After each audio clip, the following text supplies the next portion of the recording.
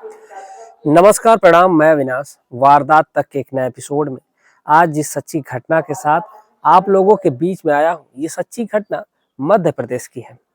वाकई जब आप इस सच्ची घटना को सुनेंगे तो आप हैरान रह जाएंगे, परेशान हो जाएंगे कि इस दुनिया में ऐसे ऐसे लोग हैं जो इस प्रकार का घिनौना काम कर देते हैं जिसकी कभी कोई कल्पना ही नहीं कर सकता है।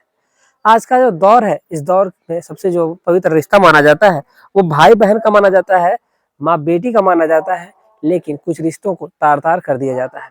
कल की जो मैंने आप लोगों तक वीडियो पहुंचाई थी, उस वीडियो में आप लोगों ने देखा भी होगा, सुना भी होगा कि जिस प्रकार का कांड हुआ था उसमें वो काफी निंदनीय था। आज की जो सच्ची घटना है मध्य प्रदेश का एक हिसार जिला लगता है, इसी हिसार जिले की है। आप ध्यान से सुनिएगा कहानी को, क्योंकि इसमें एक ऐसा काम हो जाता है जिसका कोई कल्पना ही नहीं कर सकता। एक प्रेमिका अपने प्रेमी का लिंग काट करके वो खा जाती है, पका करके। इस पूरी घटना को आप ध्यान से सुनिएगा। तो चलिए आज ज्यादा टाइम नहीं लेते हुए घटना की शुरुआत करते हैं। और कुछ लोगों ने, कुछ भाइयों ने कमेंट किया है, मैं उनके नाम भी वीडियो के लास्ट में लूंगा। लेकिन उसमें से कुछ लोगों ने मुझे ये भी कहा है कि मेरी हिंदी ठीक नहीं है और मुझे हिंदी सीखनी चाहिए। तो मैं उनसे कहना चाहूंगा कि हिंदी हमारी मातृभाषा है और अपनी मातृभाषा को कभी कोई भूल नहीं सकता। ये हो सकता है कि रजिस्ट्रेशन होता है, कभी कभी वीडियो बनाने में घबराहट होती है और कभी कभी ये होता है कि जब जो कहानियां आदमी सुना रहता है उसमें ऐसे ऐसी चीजें हो जाती हैं कि जिसको आदमी अपनी जुबान से बोल नहीं पाता है, तो फिर वहां पर उसको रुक जाता है वो। इसीलिए मैं वीडियो बनाते टाइम कहीं कहीं रुक जाता हूँ। तो आप इसमें मुझे कमेंट करते हैं कि आप अपनी हिंदी सही करिए। तो मैं आपसे भी कहना चाहता हूँ कि आप कहीं बाहर के नहीं हैं, आप भी भारत के ही हैं और भारत में सबको पता है कि हिंदी हमारी मातृभाषा है, तो ये सबको आती है। बात अलग की है कि सबके अलग अलग जगहों पे अलग अलग बोलियां बोली जाती हैं, उसमें बात अलग की होती है। तो चलिए, उनका उस बात का मुझे कोई भी दुख नहीं है, क्योंकि ये जो मेरी कमी है आप मुझे बताते हैं। और मैं हमेशा कहता हूँ कि आप जो भी मेरी कमियां हो उसको आप बताया करें, क्योंकि मैं एक बस आपके परिवार का एक छोटा भाई हूँ, हिस्सा हूँ, और आप लोग इस परिवार के मालिक हैं। जो आप लोग कहेंगे वही सही होगा। तो मैं उम्मीद करता हूँ कि अपनी हिंदी को सही करने की। तो चलिए आज की जो सच्ची घटना है उसकी शुरुआत करते हैं। दरअसल मध्य प्रदेश का जो जिला लगता है हिसार, और इसी हिसार जिले में एक परिवार रहता है। गांव का नाम मैं नहीं लूंगा क्योंकि घटना ही ऐसी है जो बहुत ही निंदनीय होती है। इसी हिसार में एक परिवार रहता है। परिवार में जो लड़का होता है जिसका नाम रवि होता है, और एक परिवार बगल का ही एक घर होता है जिसमें सुल्तान नाम की एक लड़की होती है, सुल्ताना नाम की एक लड़की होती है। अब ये जो रवि है और सुल्ताना है, ये दोनों दोस्त थे और ये तब से थे जब से ये छोटे थे, यानी कि लगभग जब 4 साल के लगभग ये थे, या 3-4 साल के, तब से ये दोनों एक ही साथ रहते थे, एक ही साथ पढ़ने जाते थे, खेलते थे। जब भी बाजार जाना होता तो दोनों साथ ही जाते थे, पढ़ने जाना होता साथ जाते थे। अब ये सिलसिला जो था इनका वो चल ही रहा था। धीरे धीरे वक्त गुजरता है और ये दोनों बड़े होते जाते हैं। बड़े होते होते ये दोनों जब छोटे थे तब भी आंख मिचौली का खेल खेलते थे, और उसमें ये दोनों लुका छिपी जो होती है खेल, जिसको आंख मिचौली कहते हैं, वो खेलते हैं। धीरे धीरे जब ये बड़े होते गए, वैसे वैसे इनके जो दोस्त थे वो इनसे अलग होते गए, क्योंकि ये दोनों एक ही साथ खेलते थे और दुनिया से इनको कोई मतलब ही नहीं होता था, कोई दोस्त से मतलब ही नहीं होता था।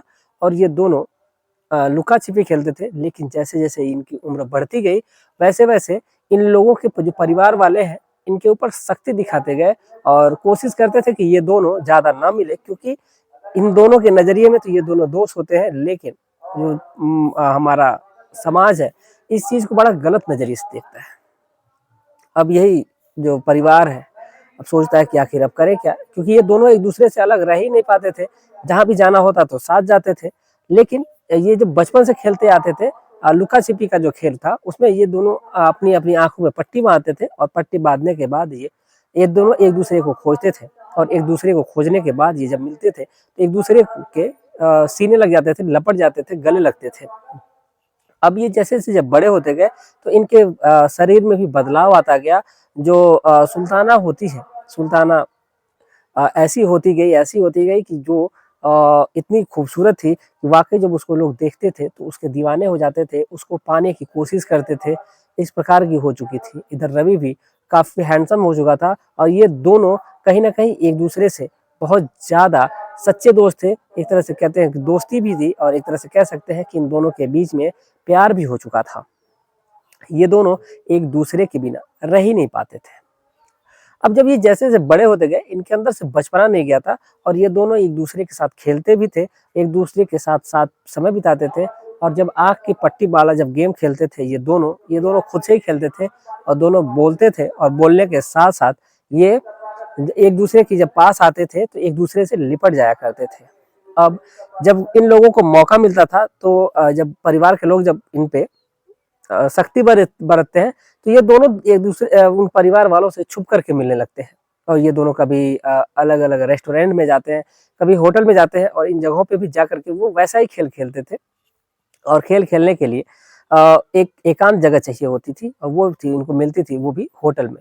वहाँ पर ये दोनों बिना कपड़ों के हुआ करते थे और दोनों बिना कपड़ों के आंखों पे पट्टी बांधे रहते थे और एक दूसरे के पास जब ये दोनों खोजते थे और खोजते खोजते जब एक दूसरे के पास जब लिपटते थे, लिपटने के बाद ये दोनों जब एक दूसरे की बाहों में समा जाते थे और एक दूसरे के शरीर में घुसने का प्रयास करते थे, यानी कि वो दोनों एक दूसरे के साथ संबंध बनाते थे। और संबंध बनाने का ये जो सिलसिला है, एक बार जब शुरू होता है तो फिर थमने का नाम ही नहीं लेता है। ये सिलसिला चलता रहता है। लेकिन कहते हैं कि कोई भी चीज, कोई भी जो गुनाह होता है, एक तरह से ये गुनाह ही था, क्योंकि परिवार के जो लोग थे वो कभी मानते नहीं, क्योंकि मुस्लिम समुदाय की लड़की थी, हिंदू समुदाय का लड़का था, ये दोनों कभी एक दूसरे से शादी कर भी नहीं पाते।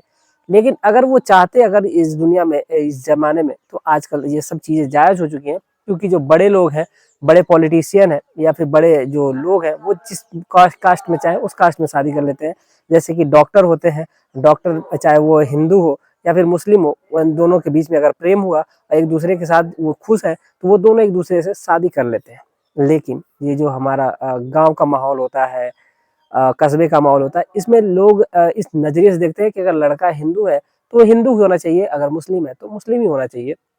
यही नहीं ये बात ठहरती है, बल्कि उनकी जाति का होना चाहिए, उनके गोत्र का होना चाहिए। यहाँ तक कि ये बहुत सारी चीज़ें होती हैं, जो क्राइटेरिया होती है, लोगों को फॉलो करना होता है।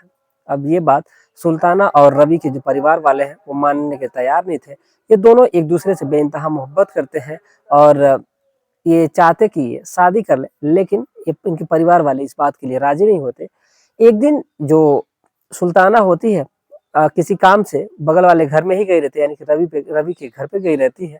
और वहीं पर जो रवि की माँ होती है अपनी कुछ सहेलियों से बातें कर रही थी कि क्या बताऊं, मैं आजकल फुर्सत में नहीं होती हूँ, क्योंकि मेरे घर आए दिन रिश्ते आते हैं, लड़की वाले आते हैं रवि के लिए। रवि की मैं सोच रही हूँ शादी कर दूं, आखिर मैं कब तक पका करके खाऊंगी, कब तक अकेले रहूंगी।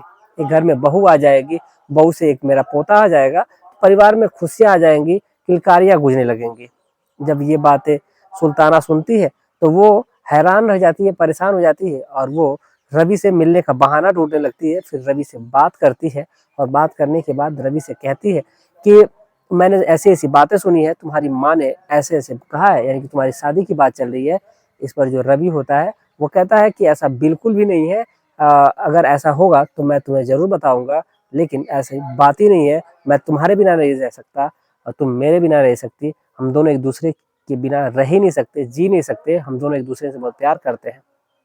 इस पर जो सुल्ताना होती है उसको थोड़ी संतुष्टि होती है, वो कहती है कि ठीक है। वक्त गुजर रहा होता है और वक्त गुजरने के साथ साथ ये दोनों आए दिन चोरी छुप के मिलते थे, जाना आना होता था तो नॉर्मल था। कभी कभी जो परिवार के लोग थे वो भी क्योंकि अगल बगल की बात होती है तो जो सुल्ताना की माँ होती है वो भी रवि के साथ भेज देती है। कभी कभी इन लोगों को घर में भी मौका मिल जाता था, तो कभी रवि सुल्ताना के घर में तो कभी सुल्ताना रवि के घर में।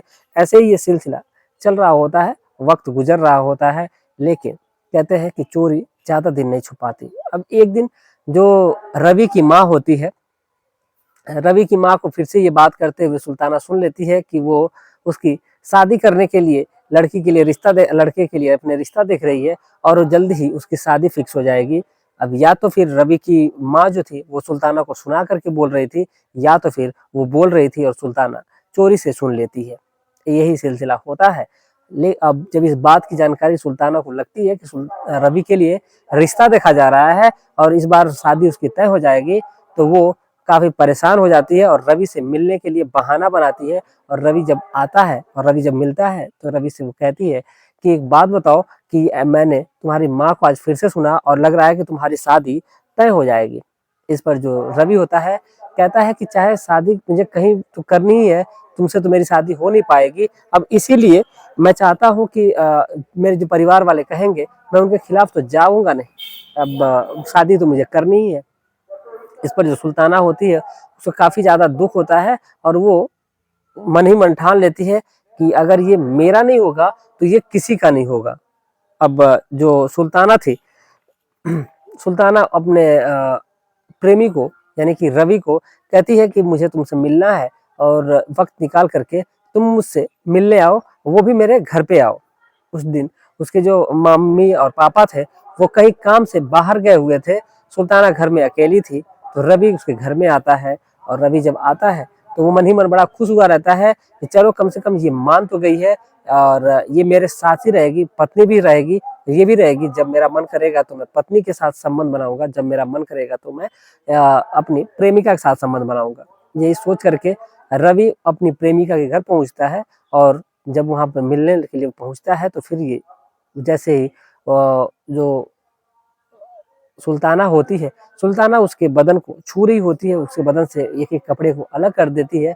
इधर जो रवि है वो भी सुल्ताना के बदन से एक-एक कपड़े को अलग करता है। दोनों बिल्कुल नग्न अवस्था में होते हैं और दोनों एकदम उत्तेजित होते हैं और शारीरिक संबंध बनाने के लिए जब तैयार होते हैं और जो सुल्ताना होती है उसको बेड पे सुला देती है और सुलाने के बाद से उसी बेड के नीचे एक चाकू रखी होती है और फिर वही पट्टी वाला गेम हो रहा होता है और पट्टी रवि की आंखों पे होती है, सुल्ताना की आंखों पे होती है। लेकिन जब रवि की आंखों पे पट्टी बांध दी गई थी सुल्ताना के द्वारा, तो सुल्ताना ने अपनी आंखों से पट्टी हटा ली और जब उसके साथ वो एकदम उत्तेजित हो रहा था उस लड़की के साथ संबंध बनाने के लिए, तभी सुल्ताना ने एक नीचे से जो चाकू रखा हुआ था वो निकालती है और निकालने के बाद से वो एकदम नग्न तो था ही और उसके गुप्तांग को यानी उसके लिंग को काट करके अलग कर देती है।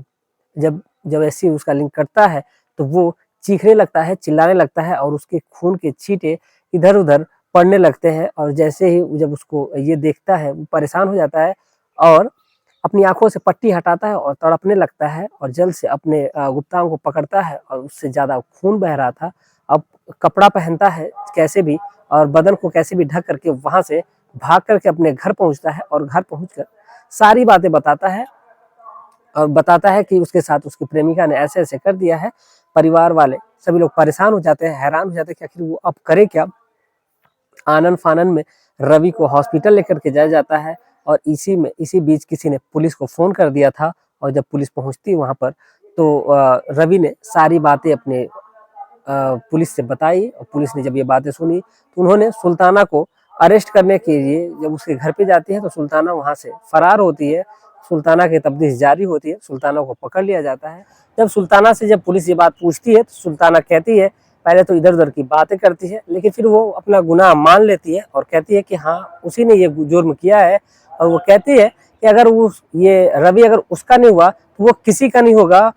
उसे वो अपना पति मान चुकी थी, उसके साथ उसने अपनी पूरी ज़िंदगी दाँव पर लगा दी थी, अपनी इज़्ज़त को नीलाम कर दिया था, लेकिन ये मुझसे शादी ना करके दूसरे से शादी करने के लिए तैयार हो गया था। इसीलिए मैंने ठान लिया था कि अगर ये मेरा नहीं हो सका, तो मैं इसे किसी का नहीं होने दूँगी, इसीलिए मैंने इसका गुप्तांग काट करके अलग किया। जब पुलिस उसके घर पे जाती है, छानबीन करती है, देखती है खून के छींटे पड़े हुए थे दीवार पे, इधर-उधर जब देखती है, तो फिर उसके गुप्तांग को जब पुलिस ढूँढती है, जब उससे पूछती है कि आखिर तुमने गुप्तांग को किया क्या? काट तो दिया था, किया क्या? तो वो कहती है कि मैंने उसको काटा और काट करके फिर मैंने उसको फ्राई किया, पका करके मैं उसको खा गई। जब इस पर पुलिस सुनती है, तो वाक़ई वो हैरान हो जाती है, परेशान हो जाती है। इस पर जब सुल्ताना से जब पूछा जाता है कि तुमने ऐसा क्यों किया? तो वो कहती है कि मैं इसके बिना नहीं रह सकती थी और यही मुझे धोखा दे रहा था। ये दूसरी लड़की से शादी करने के लिए तैयार था, परेशान था। इसीलिए मैंने इसकी ऐसी हस्र कर दी है कि अगर ये मेरा नहीं होगा, तो ये किसी का नहीं होगा। बाकी पुलिस ने सुल्ताना को अरेस्ट किया और अरेस्ट करके उसको जेल में डाल दिया है। इधर जो रवि है, फिलहाल उसका इलाज चल रहा है और वो खतरे से बाहर है, लेकिन अब वो कभी भी शादी नहीं कर पाएगा एक हिजड़े की जिंदगी जिएगा और वो कभी पिता नहीं बन सकता। उसकी जिंदगी जो थी वो पूरी खराब हो चुकी थी। इस पूरे घटनाक्रम को सुनाने का उद्देश्य किसी की भावनाओं को ठेस पहुंचाना नहीं है, बल्कि आपको जागरूक करना है, आपको सचेत करना है। आप जहां रहें स्वस्थ रहें, सुरक्षित रहें, मस्त रहें। जाते जाते कुछ हमारे दोस्त हैं जिनके मैं नाम लेना चाहूंगा। अब्दुल अहमद जी हैं, सुल्तान शेख जी हैं, मुनीब खान जी हैं, अभिषेक जी हैं, विनीत जी हैं, राजेश कुमार जी हैं। राजेश कुमार जी मध्य प्रदेश से ही हैं। और अगले नंबर पे सुबोध कुमार जी सिलीगुड़ी से, ये बीएसएफ में हैं, ये प्रतिदिन हमारे वीडियो देखते हैं और तो आपको तहे दिल से शुक्रिया। सोनू भाई जी हैं, ये दुबई से हैं।